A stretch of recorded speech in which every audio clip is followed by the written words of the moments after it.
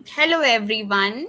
तो हम लोग कर रहे हैं Indian writing in English. Okay, तो आज हम लोग कर रहे हैं अनीता देसाई के द्वारा लिखित इन कस्टडी। तो बेसिकली इस नोवेल में क्या है, समरी क्या होता, क्या है प्लॉट, क्या है सेटिंग, क्या है, तो इसके बारे में आज हम लोग बात करने वाले हैं।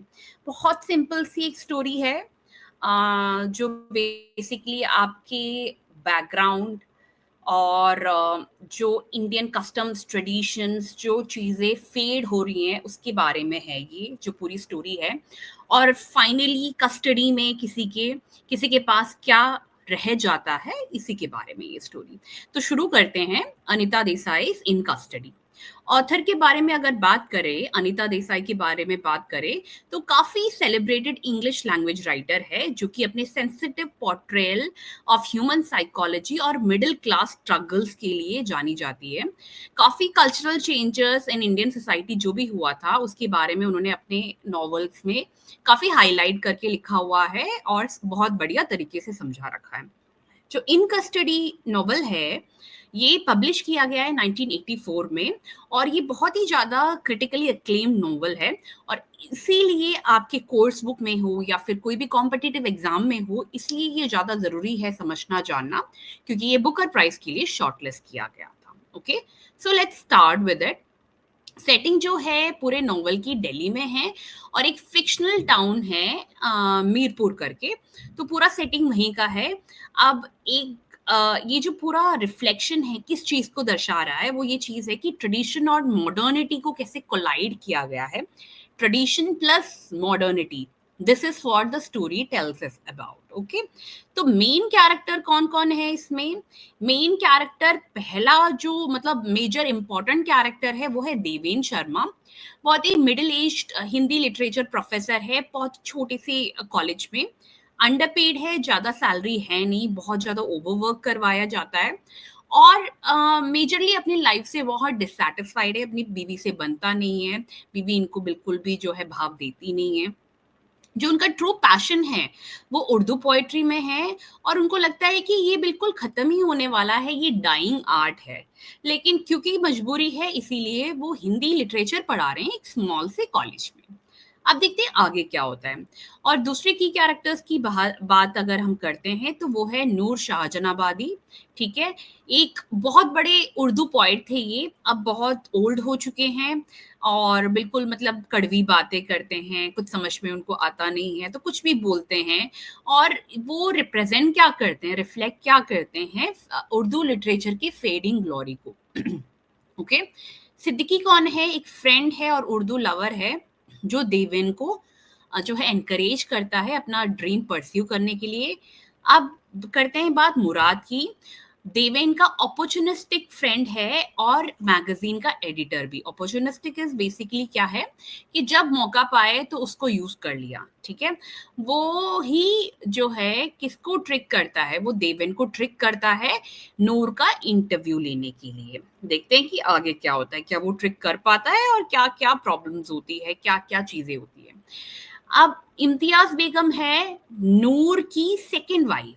ठीक है, काफी यंग है, एम्बिशियस है, डोमिनेटिंग है, वो भी खुद एक पॉइंट है। ठीक है, लेकिन वो देवन के टास्क को पूरा कंप्लीट नहीं होने देती। वो बोलती है कि मैं खुद भी एक पोइटस हूँ, मेरा इंटरव्यू होना चाहिए, मैं ही हूँ सबसे बड़ी और मैं ही हूँ बहुत अच्छी। तो नूर का इंटरव्यू क्यों हो रहा है, मतलब वो ना बहुत ज्यादा प्रॉब्लम क्रिएट करती है। ये याद रखिएगा, नूर की सेकेंड वाइफ है और जो कि उनसे काफी यंग है। सरला है देवन की वाइफ है, जो कि जिसको लगता है कि एक डल मैरिज में वो फंस गई है, ना पैसे कमाने वाला पति है और बिल्कुल फंसी गई है और कोई इमोशनल सपोर्ट अपने हस्बैंड को भी नहीं देती। तो मतलब बेसिकली देवन और सरला के बीच में ज्यादा बनती भी नहीं है और इनकी लाइफ वही पॉवर्टी और इन सब में जूझ रही है और इसीलिए वो दोनों एक दूसरे से बात करना भी ज्यादा पसंद नहीं करते हैं। अब करते हैं बात प्लॉट की समरी की। देवेन जो है एक मोनोटोनस, जो भी हर दिन टीचिंग में हिंदी पढ़ा रहा है, एक थर्ड रेट कॉलेज में कुछ खास नहीं है, मतलब थर्ड रेट कॉलेज है। और उसको एकदम से एक चांस मिलता है अपने ओल्ड फ्रेंड मुराद से। एक लेजेंडरी उर्दू पोइट है नूर, उनका इंटरव्यू लेने के लिए, जो कि एक्चुअली में मुराद का एक लिटरेरी मैगजीन के लिए। अब देवन पहले तो चिक-चिक करता है, लेकिन फिर देखता है कि नूर, अरे ये तो मेरा एक ड्रीम कम ट्रू है, एक आर्ट जिसे मैं हमेशा से कनेक्ट करता आया हूँ और इसे प्यार करता आया हूँ, ठीक है? अब जब देवन नूर से मिलने जाता है, अब उसने सोचा होता है नूर कितना अच्छा, कितना फेम है इस इंसान का, लेजेंड। अब वहां जाके वो देखता है कि यार जैसे मैंने सोचा था ऐसा तो कुछ है नहीं। नूर ओल्ड है, सिक है, केओस ही है उनके लाइफ में, प्रॉब्लम्स ही प्रॉब्लम्स है, और एक टॉक्सिक हाउस होल्ड है, और ग्रीडी साइकोफेंस है। Oh my God! देवन जो है ओवरवेल्म हो जाता है, लेकिन वो सोचता है कि यार चलो पोएट के थॉट्स को रिकॉर्ड कर ही लेते हैं, जिससे कि जो लेगेसी है, जो भी जनरेशन से चली आती हुई उनका जो भी उन्होंने कमाया है वो प्रिजर्व हो जाए, ठीक है? आगे क्या होता है, ये सोच तो सही है, पहले-पहले तो बहुत मुश्किलें आती है, लेकिन फाइनली जो है वो रिकॉर्ड करने के लिए तैयार हो जाता है। अब ये बेचारे के पास कुछ ज़्यादा इक्विपमेंट वगैरह नहीं होता है, ठीक है? तो उस टाइम पे जो है उसका दोस्त कौन है जिसने उसको फँसाया है? उसका दोस्त जो है उसको मुराद उसको एक आइडिया देता है कि तुम ना एक टेप रिकॉर्डर खरीद लो। इतना लिख के लेना तुम्हारे लिए बहुत ज़्यादा मुश्किल है, एक टेप रिकॉर्डर खरीद लो। टेप रिकॉर्डर खरीदने से क्या होगा, ये रिकॉर्ड हो जाएगा और इसको काफ़ी टाइम तक तुम रख सकते हो। ठीक है, टेप रिकॉर्डर खरीद लेते हैं, चीज़ें हो जाती है। अब देवन जो है वहाँ यहाँ से पैसे इकट्ठे करता है, इक्विपमेंट खरीदता है, जो कि एक्चुअली में क्या होता है, मैल फंक्शन कर जाता है, कुछ प्रॉब्लम हो जाती है उसको। अब मुराद भी उसको मैनिपुलेट करता है, और इम्तियाज़ बेगम तो ख़ैर कर ही रही है। अब जो एफर्ट्स है, जितना भी एफर्ट्स वो नूर की पोएट्री को डॉक्यूमेंट करने में लगाता है, वो सब वेस्ट चला जाता है। होता ही नहीं है एंड में ना कुछ चीज़ें, मतलब कुछ भी बनता नहीं है, इतनी मुश्किल से तो ऐसी चीज़ें होती हैं। हमने बात की थी जब हम कैरेक्टर्स कर रहे थे इम्तियाज़ बेगम के बारे में। इम्तियाज़ बेगम भी ना इसको बिल्कुल चैन से नहीं जीने दे रही थी, ना वो रिकॉर्डिंग करवाने के लिए तैयार थी। तो जो नूर की जो फर्स्ट वाइफ है, जो कि ऑलमोस्ट उनके एज की है, वो तैयार हो जाती है, एक अलग-सा रूम वगैरह जो है तैयार करके दे देती है देवन को। लेकिन फाइनली क्या होता है?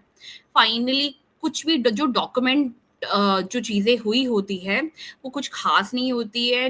नूर की जो पोएट्री है, वो बहुत मिज़रेबली फ़ेल हो जाती है, ह्यूमिलिएशन होता है, फ़ाइनेंशियल लॉस होता है, और प्रोफ़ेशनल ट्रबल हो जाता है देवन को। मतलब वो तो फँस ही गया है। अब देवन को एंड में ये रियलाइज़ होता है that he can not possess or preserve a poet or a culture, कि एक पोएट को या फिर उसके कल्चर को वो जिंदा नहीं, प्रिजर्व नहीं कर सकता है, हमेशा हमेशा के लिए नहीं रख सकता है। He is left holding the burden, the custody of a dying art without having gained anything tangible. अब बहुत सारे उसकी रिकॉर्डेड चीजें हैं जो कि देवन की कस्टडी में हैं, जो कि एक डाइंग आर्ट है, बस खत्म ही हो रहा है, कोई रीड करने के लिए तैयार नहीं, कोई सुनने के लिए तैयार नहीं, और ना ही इसके हिस्से क्या आया, इसके हिस्से सिर्फ जो उसने लोन लिया था वो आया, और ज़्यादा कुछ इसका गेन नहीं हुआ। तो जो स्टोरी है वो ऐसे ही एंड होती है, लास्ट में नूर की डेथ हो जाती है, काफ़ी कोशिशों के बाद जो है देवन भी फेल हो जाता है, तो that's how the story ends. Themes के बारे में बात करें तो कल्चर और लैंग्वेज का डीके हो रहा है, खत्म हो रहा है। उर्दू जो कि बहुत रिच लिटरेरी लैंग्वेज था, वो बिल्कुल खत्म होने के कगार में है। जो नॉवल है लॉस्ट कल्चर के बारे में, हेरिटेज के बारे में है, जो मॉडर्नाइजेशन के चंगुल में आ गया है, और लिंग्विस्टिक पॉलिटिक्स के बारे में ही, हिंदी वर्सेस उर्दू। ओके, अब अगर हम बात करें थीम्स की, डिसइल्यूशनमेंट एंड फेल्ड ड्रीम्स, देवन की पैशन जो कि अब एक नाइटमेयर बन गया है। नोवेल एक्सप्लोर करता है कि कैसे idealism crashes against harsh reality. हम सोचते कुछ और है और कुछ और ही हमारे साथ हो जाता है, इसी को ये नोवेल बताता है। पावर एंड मैनिपुलेशन, तो हर एक कैरेक्टर को अगर हम ध्यान से देखें तो हर एक कैरेक्टर जो है देवन को यूज ही कर रहा होता है, ठीक है? चाहे वो मुराद हो अपने कंटेंट के लिए, ठीक है? चाहे वो नूर हो अपने अटेंशन के लिए, चाहे वो इम्तियाज़ हो जो अपने वैलिडेशन के लिए, और कैसे पावर और ईगो को ऑपरेट करता है ये जो दुनिया, इसी के बारे में है ये चीज़, ओके? अब फोर्थ थीम की बात करें तो it is art versus reality. Actually में आर्ट जो होता है, Urdu poetry is full of beauty, लेकिन जो पोइट का रियल लाइफ है काफी मेसी है, काफी ट्रैजिक है। गैप है रोमांटिक आइडिया ऑफ आर्ट और उसके रियल लाइफ स्ट्रगल में। आइडेंटिटी एंड लिंग्विस्टिक पॉलिटिक्स की बात करें कि कैसे पोस्ट इंडिपेंडेंस इंडिया में कैसे उर्दू से हिंदी जो लैंग्वेज है उसको सिंबलाइज किया गया है, कैसे माइनॉरिटी के कल्चर को कैसे कम किया गया है, पॉलिटिक्स ऑफ लैंग्वेज जो है कैसे खत्म किया गया है उसके बारे में। Okay, now in conclusion we can say that जो इन कस्टडी है वो ही बहुत ही डीपली मूविंग ट्रैजिक, लेकिन और एक पोर्ट्रेयल करता है एक मैन के बारे में जो कि हमें पता ही है कौन है, कि वो होल्ड ऑन करता है कुछ जो ऑलरेडी खो चुका है। Emotional trauma, cultural, personal cost, दो वर्ल्ड को एक साथ जो है लेकर आने में, एक है ड्रीम वर्ल्ड और एक है harsh reality. Okay, so I hope you understood Anita Desai's In Custody. Let me know if you have any doubts, and have a great day. Go through the slides and read it again and again for your examinations, be it a literature student or a candidate who is preparing for their competitive exams. Okay, so have a great day.